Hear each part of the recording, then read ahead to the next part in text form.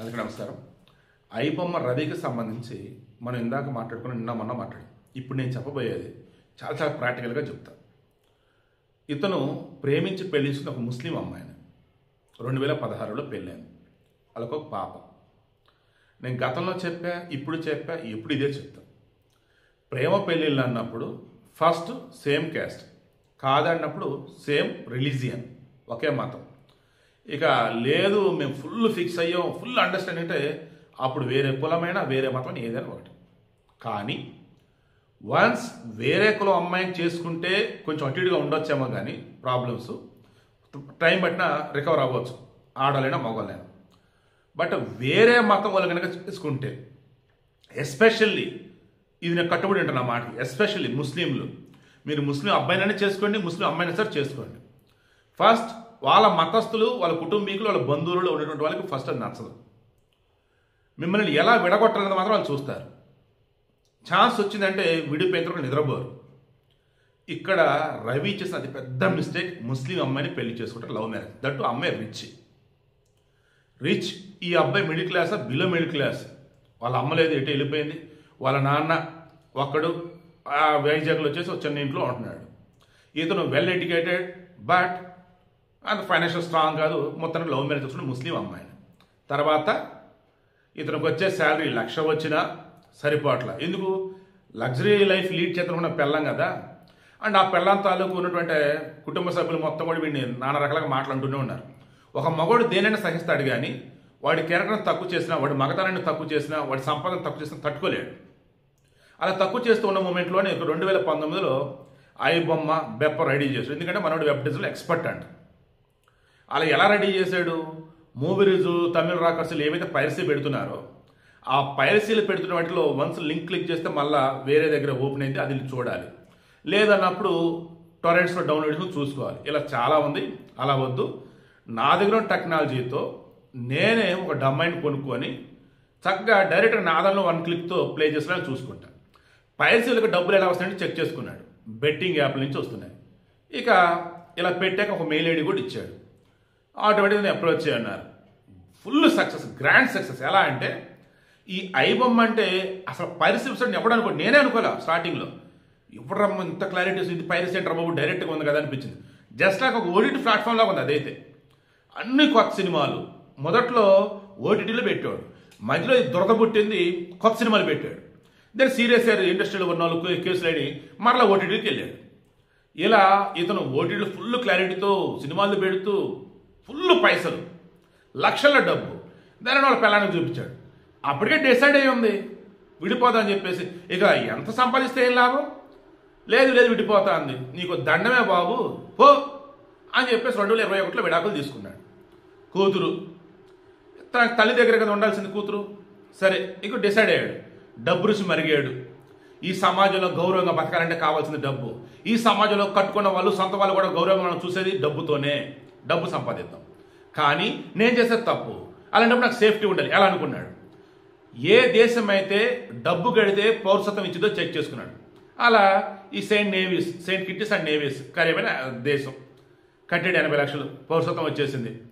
ఇక నెదర్లాండ్స్ ఒకటి పెట్టున్నాడు. ఇక మిగతా దేశాలలో కొన్ని పెట్టాడు. ఇతను డొమైన్ కొన్నిందేమో అమీర్పేట నుంచి ఒకటి, తర్వాత అమెరికా నుంచి ఒకటి. ఈలోపు వచ్చేసి మిర్రర్ వెబ్సైట్లు మరికొన్ని 110 మిర్రర్ వెబ్సైట్లు ఉన్నాయి. అంటే ఒకటి కాకపోతే ఒకటి అన్నట్టు. ఇతనికి ప్రతి దేశంలో ఒక టీం అనేది ఉంటుంది. మొత్తం 10 దేశాలు ఇతను టీం అనేది ఉన్నారు. ప్రతి 2 నెలలకి ఒక టీం అనేది కలుస్తూ ఉంటాడు. అప్పుడు మాత్రమే వాళ్ళతో మాట్లాడుతూ ఇవన్నీ చేస్తారు. మిగతా ఫోన్లోనే. టెక్నికల్గా అన్నప్పుడు ఇతను ఫుల్ స్ట్రాంగ్. ఎందుకంటే టీం ఎవరైతే ఉన్నారో వాళ్ళు చాలా జాగ్రత్తగా హ్యాండిల్ చేయమని చెప్తూ ఉంటాడు. బట్ కొద్ది నెలల క్రితం వాళ్ళ టీం దొరికున్నారు. ఈ కథకు సంబంధించి వాళ్ళ డీటెయిల్స్ కొన్ని చెప్పున్నారు. అయినా సరే దొరకకుండా మనోడు పారిపోతూనే ఉన్నాడు. దమ్ముంటే పట్టుకోండి, నా దగ్గర 50 లక్షల మంది డేటా ఉందో నేనేంటో చూపిస్తున్నాడు. అక్కడ పోలీసులు సైలెంట్ అయ్యారు అనుకున్నాడు. ఈలోపు మనోడు అన్ని క్లోజ్ అయినట్టున్నాయి, ఇండియా వెళ్ళిపోతా, నా ఆస్తులను అమ్మేసుకుంటా, ఇక లైఫ్లో ఇక ఇండియా రాను, హ్యాపీగా అప్డేట్లో సెటిల్ అయిపోతా అనుకున్నాడు.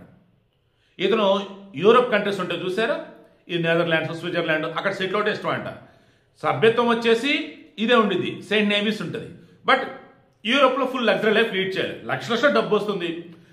ఆ దేశం ఈ దేశం టూర్లు వేస్తున్నాడు. పెళ్ళం లేదు, పిల్లలు లేరు, ఎవరు లేరు, నాన్న వదిలేసాడు, ఒక్కడు ఎంజాయ్. డబ్బుతో ఎంజాయ్ చేస్తున్నాడు. ఇండియాలో ఉండే మాత్రం ఎందుకు అన్నాడు. కూకటపల్లి ఉన్నటువంటి రెయిన్బో విస్టాలో అపార్ట్మెంట్ తన ఫ్లాట్ అమ్మేద్దాం అనుకున్నాడు. వచ్చాడు. బట్ అప్పటికే రెక్కి చేస్తున్న పోలీసులు, అప్పటికే నిఘా పెట్టిన పోలీసులు మొత్తానికి దొరకపుచ్చుకున్నారు, తీర్చుకున్నారు. ఇక ఇప్పుడు కోర్టులో హాజరుపరిచారు. కోర్టు వచ్చేసి రిమాండ్ విధించింది. పోలీసులు బాబు మాకు కస్టడీకి కావాలి, అతను ఇవ్వండి అన్నారు. 6 రోజులు అడిగారు. 6 రోజులు అని చెప్పేసి 5 రోజులు ఇచ్చారు. 5 రోజులు కస్టడీకి ఇచ్చారు.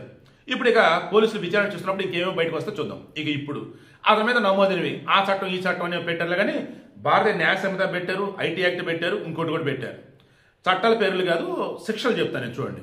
1, నాకు అనుమతి లేకుండా నా ఐడి తీసుకున్నాడు, నా అడ్రస్ తీసుకున్నాడు, నా ఫోటోలు వాడాడు అంటే నా పర్మిషన్ ఇదంతా చేసేసాడు కదా, దానికి 3 సంవత్సరాల పాటు జైలు శిక్ష పడే అవకాశం ఉంటుంది, లేదా 2 లక్షల జరిమానా. సబ్జెక్ట్ కరెక్షన్ కొంచెం అటు ఇటు ఉండొచ్చు. ఓకేనా, జస్ట్ సింపుల్గా చెప్తున్నా. ఇంకొకటి తస్కరించుట. ఏ రకంగా? నా ఆస్తి తస్కరించాడు. నా సినిమా కదా, నా ఓటీటీ నాది కదా, తస్కరించాడు, దొంగలించాడు. దీనికి మాత్రం 7 సంవత్సరాలు జైలు శిక్ష పడే అవకాశం అనేది ఉంది. ఇక నెక్స్ట్ కాపీరైట్ యాక్ట్. నువ్వు అది వాడుకోవద్దు, కాపీరైట్ అయ్యేది, బట్ నువ్వు ఆడేసావు. ఎందుకు? పబ్లిక్ డొమైన్లో ఉంది కాబట్టి. సో దీని కింద 6 నెలల నుంచి 3 సంవత్సరాల పాటు జైలు శిక్ష పడవచ్చు. దీనికి కూడా జరిమానా ఉండొచ్చు. సో ఓవరాల్గా తిప్పి కొడితే మొత్తంగా ఐఎమ్ షూర్ మ్యాక్సిమం విడుదలవుతాడు. వాళ్ళు వేరే దేశం పౌరసత్వం ఉంది కాబట్టి. ఒకవేళ ఇక్కడ కనుక ఉండి ఏదంతా పాటు ఇన్వాల్వ్ అయిన వాళ్ళు ఎక్కడ వేరే దేశాల్లో ఉన్న వాళ్ళు కూడా పట్టుకొచ్చి అరెస్ట్ చేసినా, లోపల వేసినా, ఏదో ఒక విధంగా బెయిల్ మీద బయటకు వస్తారు. ఎందుకంటే మొత్తం కూడా ఈ ఇన్ఫ్లుయెన్స్ టెక్నాలజీ సంబంధించినవి, పరిస్థితి సంబంధించినప్పుడు ఇంకా పర్ఫెక్ట్ వేల చట్టాలు, ఈ పోలీసులు వచ్చే ఛార్జ్ షీట్లు ఫ్రేమ్ చేసి ఇవ్వటాలు, ప్రజల దగ్గర ఎవిడెన్స్లు అన్నీ ఇది చేసరికి టైం పడుతుంది. ఈలోపు అతనికి ఏదో బెయిల్ వచ్చేది. ఇతనికి బెయిల్ పర్పస్ కానీ, కేసు మేము వాదిస్తాను కానీ కొంతమంది ఆల్రెడీ వెళ్ళారట. ఎవరినే కలవను, మా ఫ్రెండ్ ఒక లాయర్ని తీసుకొస్తాడు, అతనితో నేను మాట్లాడతాను చెప్పాడు. సో క్లారిటీగా ఉన్నాడు. ఎందుకు? వేరే వాళ్ళకి ఇతను ఇరికించే ఛాన్సులు ఉంటాయి. అండ్ ఇతను చెప్పే నిజాలతో బ్లాక్మెయిల్ చేసే ఛాన్సులు ఉండొచ్చు. అదే వాళ్ళ ఫ్రెండ్ తెచ్చే లాయర్ అయితే వీళ్ళంతా మాట్లాడుకున్నారు కాబట్టి సేఫ్. సో అలా ఫ్రెండ్ తెచ్చే లాయర్తో ఏదైనా అన్నాడు. ఇక జైలు చెంచులు కూడా జైలు, ఎవరితో మాట్లాడతా తానేంటి తాను అన్నట్టుగా ఉన్నాడు. సో ఇది విషయం ఓవరాల్గా. ఇప్పుడేంటి, పోలీస్ కస్టడీకి ఇచ్చారు. అండ్ తన మీద నమోదైన సెక్షన్ ప్రకారం చూస్తే ఎంత మ్యాక్సిమం పడ్డా 5 ఏళ్ళలోకి పడితే తప్ప ఎక్కువ పడవు. అండ్ మీలో చాలామంది రవి అంటే ఒక హీరో లాగా, రవి అంటే ఒక స్టార్ లాగా చూస్తూ ఉన్నారు. అది ఒక్కటే కరెక్ట్ కాదు. ఎందుకంటే అతను చేసి చాలా పెద్ద తప్పు. మీరు అన్నట్టుగా సినిమా బాగుంటే ఎవడేసారి చూస్తాడు, కరెక్ట్ ఒప్పుకుంటా. బట్ సినిమా బాగోపోయినా చూసేవాళ్ళు కొంతమంది ఉంటారు. బట్ ఆల్రెడీ ఓటీటీలో వచ్చే ఇతను ఐబొమ్మలు పెట్టేస్తే ఇంకెళ్ళరు కదా. సో అలా నిర్మాతకు నష్టం వచ్చినమాట వాస్తవం, సినీ ఇండస్ట్రీకి నష్టం వచ్చినమాట వాస్తవం. బట్ అడ్డదిడ్డంగా టికెట్ రేట్లు పెంచి ప్రజలను దోచుకున్న మాట నిజం. అడ్డదిడ్డంగా 6 రేట్లు 7 రేట్లు పెట్టి థియేటర్లో జనాలను మోసగించేది నిజం. వాళ్ళ తప్పులు ఉన్నాయి, ఇతర తప్పులు ఉన్నాయి. ఓవరాల్ ఇతనికి సంబంధించి న్యాయం జరగాలి అనుకున్నప్పుడు ఈరోజు మరి ఇందాక చెప్పినట్టుగా సివిల్ నరసింహారావు గారు అంటున్నారు. కానీ బట్ ఈయన దగ్గరికి అయితే రానివ్వకపోవచ్చు. ఇతని తరఫున లాయర్ వాళ్ళ ఫ్రెండ్ తెచ్చిన లాయర్తో అన్ని మాట్లాడుకొని ఆ తర్వాత ముందుకు వెళ్తానంటున్నాడు. అతని దగ్గర కుప్పల డబ్బు ఉంది. ఖరీదైన లాయర్లు మన దేశంలో బోల్డ్ ఎంతమంది. అండ్ ఈ చట్టాలు ఇవన్నీ కూడా ఈ కేసు సంబంధించి నిలబడేటట్టు లేవు. ఒకవేళ నిలబడ్డా ఇట్ విల్ టేక్ టైం. ఈలోపు అతను వెనక దేశం వదిలిపెట్టి వెళ్ళిపోయింటే అంతే సంగతులు. నీరవ్ మోడీ, ముకుల్ చోక్సీ, విజయ్ మాల్యా, ఇలా ఎంతమంది, వాళ్ళు ఏకంగా 1000 కోట్లు 1,00,000 కోట్లు. ఇతను సీనియర్ అసెంబ్లీ దారుణంగా మోసం చేశాడు, నష్టం చేకూర్చాడు. 100 కోట్లు 1000 కోట్లు ఒప్పుకుంటా.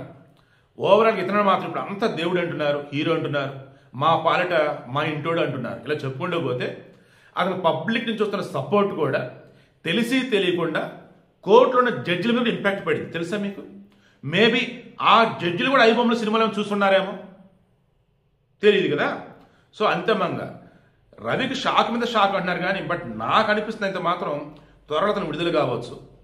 అండ్ రవి విషయంలో మరలా చెప్తున్న ఫస్ట్ స్టెప్, నెగిటివ్ స్టెప్ పడింది.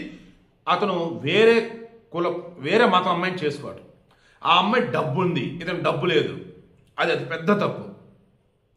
అండ్ ఆ అమ్మాయి ఎప్పుడైతే ఇతనికి సంబంధించి జాబ్ వంక పెడుతుంది, శాలరీ వంక పెడుతుంది, అది ఇంకా పెద్ద తప్పు ఆ అమ్మాయిది. బట్ అప్పటికే తనకు అర్థం కావాల్సింది.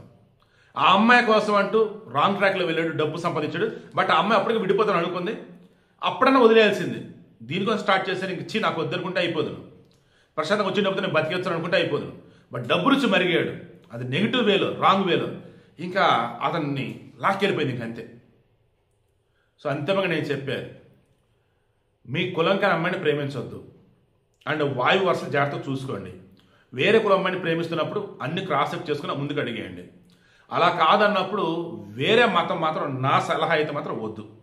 మరలా చెప్తాం, వేరే మతం అమ్మాయినా అబ్బాయినా వద్దు. ఇప్పుడున్న మూమెంట్లో మ్యాక్సిమం సెట్ అవ్వట్లేదు, నిలబడలేదు. ఎక్కడో లక్షలో ఒకటి నిలుస్తుంది అంతే. అంత లోయెస్ట్ ప్రాబిలిటీ ఉన్నది అవసరం మీకు. నేను ఏ మతం తక్కువ చేయట్లేదు రా బాబు. మైండ్ సెట్ వాళ్ళకి చెడగొడతానికి వాళ్ళ బంధువులు ఇంట్లో వాళ్ళు అంతా రెడీగా ఉంటారు. అవసరమా చెప్పండి.